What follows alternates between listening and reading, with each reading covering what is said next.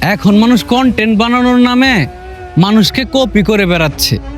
প্রত্যেকটা কন্টেন্ট ক্রিয়েটরই এখন দেখতেছি কপি পেস্টের উপরে আছে। কেউ কারো স্ক্রিপ্ট কপি করছে, কেউ কারো কথা বলার ধরন কপি করছে, কেউ কারো গল্পটাকে কপি করতেছে। মানে সবাই এখন কপি পেস্ট করার কাজে ব্যস্ত আছে।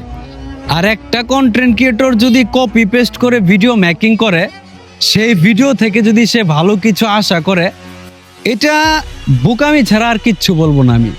কারণ আপনি একজন ব্যক্তিকে কপি করবেন আর সেই ব্যক্তিকে কপি করে আপনি ভালো কিছু করতে চাইবেন, এটা তো বোকামি ছাড়া আর কিছু না, তাই না? কারণ আপনি যখনই একজন ব্যক্তিকে কপি করবেন, তার মানে হচ্ছে আপনি তার পিছনে হাঁটবেন। উনি যা করবে আপনি সেটাই করবেন।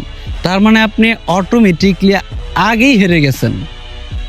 আর এ কারণে আপনি কখনোই ভালো কিছু করতে পারবেন না। আর আল্লাহ তাআলা অবশ্যই প্রত্যেকটা মানুষকে এক এক রকম প্রতিভা দিয়ে পাঠিয়েছেন। কারো কথা বলার প্রতিভা আছে, কারো ভয়েস অনেক সুন্দর, কারো চেহারা অনেক সুন্দর, কেউ অনেক সুন্দর অভিনয় করতে পারে। মানে এক একজনের মধ্যে এক এক প্রতিভা দিছে।